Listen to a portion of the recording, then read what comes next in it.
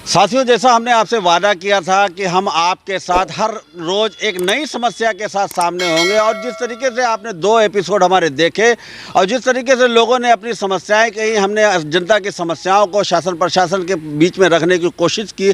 आज फिर उसी कड़ी में हम आपके सामने हैं और इस वक्त खड़ा हूँ मैं कस्बा खीरी के मोहल्ला पट्टी रामदास रोड के ऊपर। मैं यहाँ पर दिखाऊँगा कि पिछले 6 महीने से इस सड़क का निर्माण की बात कही जा रही है, लेकिन इसकी दुर्दशा आपको दिखाएंगे।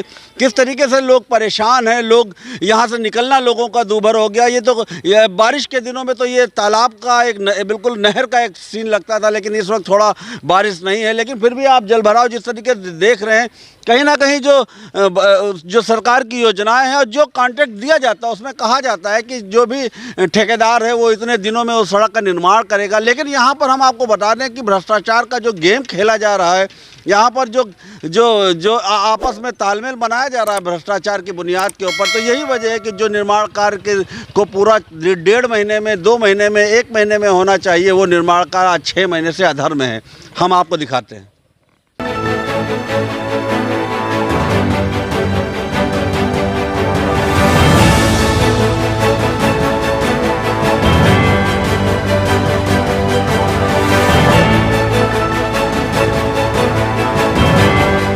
लोगों से बात करते हैं उससे पहले एक नज़र ज़रूर हम डालवाना चाहेंगे। हम चाहेंगे कैमरामैन से कि वो दिखाए कि किस तरीके से जल भराव है।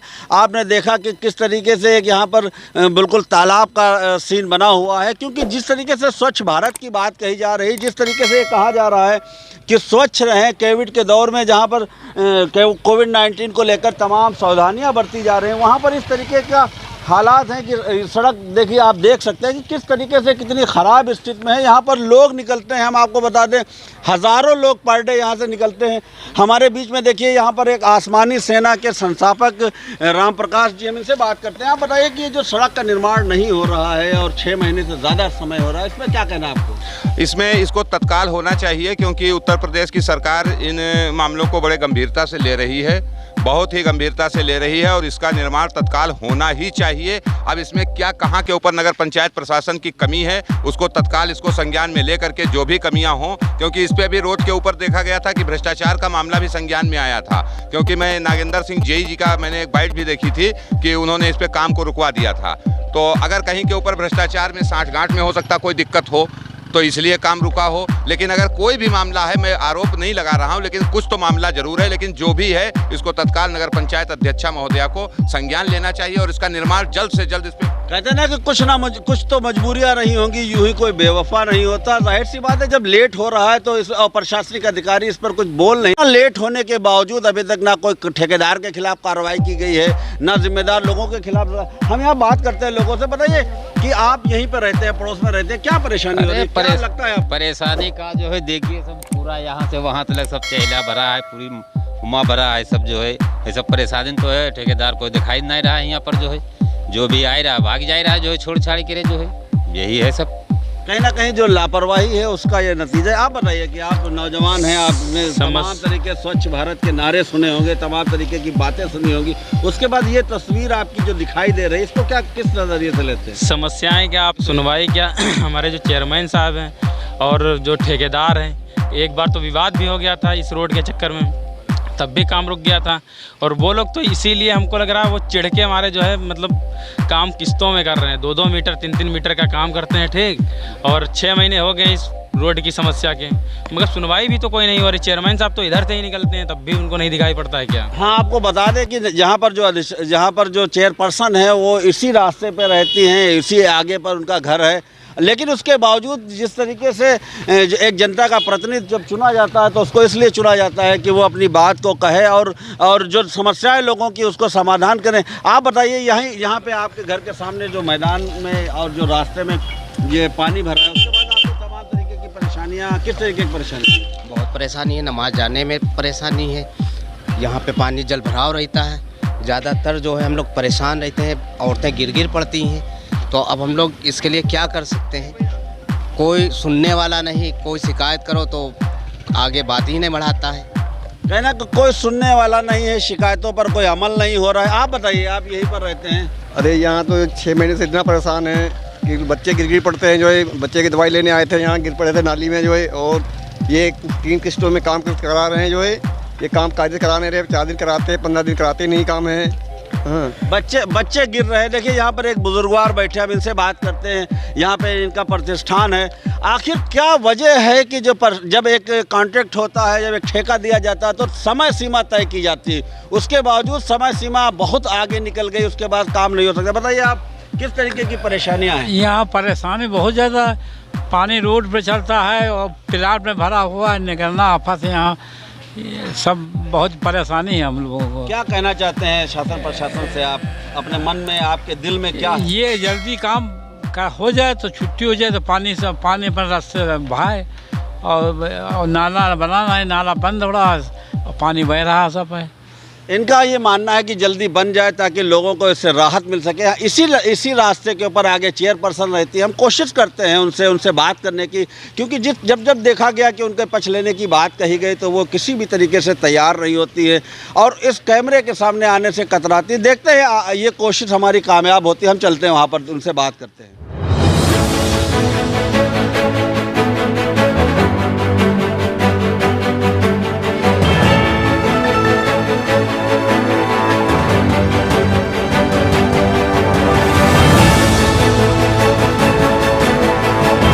पंचायत पर्सन के घर की ओर है। बीच में ये देखिए बैठे हैं, इनकी दुकान यहाँ पर आपने देखा कि किस तरीके से यहाँ पर इनकी दुकान के सामने सब टूटा हुआ है। बताइए किस तरीके की परेशानी है? अरे बहुत जिल्लत है भैया, 6 महीने से झेल रहे हैं। चेयरमैन साहब तो कोई ध्यान ही नहीं रहते हैं, वो तो अपनी गाड़ी से बैठ निकलते हैं और निकलते हुए चले जाते हैं इधर से।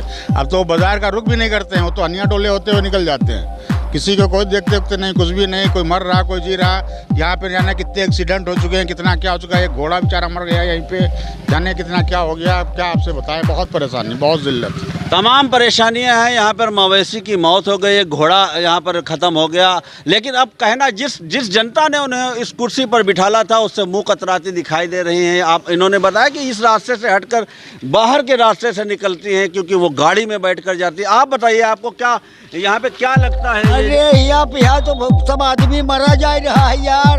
बुढ़े आदमी तो गिर सब गांठी फूट गई है मेरे भाई। क्या होता है और तो एक बच्चे, एक बुढ़िया हमारी निकली, वो गिर गई तो उनका दवाई करते हम मरे जा रहे हैं। अच्छा, डीएम वगैरह? हाँ, डीएम को होता ही रहा है यार। डीएम आवा ना यो चेयरमैन भवा है, इका का करे इस कदर ना कि कहीं ना कहीं जो लोगों के दिलों में गुबार है वो निकल कर आ रहा है। क्योंकि जनता जब चुनती है प्रतिनिधि, अपना जनप्रतिनिधि, तो इसीलिए चुनती है कि वो उनकी समस्याओं से रूबरू हो, उनकी समस्याओं का निस्तारण करें। लेकिन जिस तरीके से लापरवाही बढ़ती जा रही है, कहीं ना कहीं यहाँ के लोगों के लिए परेशानी का सबब है। मैं एक बार कोशिश करते हैं उनसे मिलने की, उनका पक्ष जानने की कोशिश करते है। नहीं, हमने चेयरपर्सन से इस संबंध में बात करने की कोशिश की तो उनके पुत्र ने बताया कि वो नहीं हैं। हम आपको दिखाते हैं कि यहाँ पर आपको बोर्ड दिख रहा है, कार्य प्रगति पर है, लेकिन आप देख लीजिए कि कार्य हुआ है क्योंकि ये जनता से सरोकार है। ये तो इनके घर के दरवाजे का ये निर्माण कार्य था जो पूर्ण है। आपको दिखा दें कि ये इनका आवास है और ये गाड़ी खड़ी है जो इस बात का प्रतीक है कि वो इस वक्त घर में है। लेकिन जनता की समस्याओं से रूबरू होना शायद वो मुनासिब नहीं समझती है। यही वजह है कि ये कहा जाता है घर से कि वहाँ पर घर में मौजूद नहीं, जबकि उनके पुत्र वगैरह दोनों लोग यहाँ पर मौजूद हैं। इनका कहना है कि वो घर पर नहीं। देखना ये है कि जनता की समस्याओं से कब इनको सरोकार होगा, कब ये घर से निकलकर गलियों में लोगों की समस्याओं को सुनेंगी। क्योंकि हमारी जो मुहिम है, हम चाहते हैं कि आप एक बार फिर हमारी जो ये तीसरा एपिसोड, हमने आपको 2 एपिसोडों में जनता की समस्याओं को उजागर किया। कोशिश कर हमारी यही रहती है कि जनता की जो समस्याएं उनको उजागर करें। आप हमारे सहयोगी बनिए, हमारे चैनल को सब्सक्राइब करिए, लाइक करिए और शेयर करिए ताकि जिस तरीके से लोगों की समस्याओं और जिस तरीके कहीं ना कहीं समस्या और जो मीडिया से हमेशा इस तरीके से ये बात को काटने की कोशिश की जाती है, जबकि चेयरपर्सन का मीडिया के सामने आकर अपना पक्ष रखना उनकी जिम्मेदारी होती है। धन्यवाद साथी।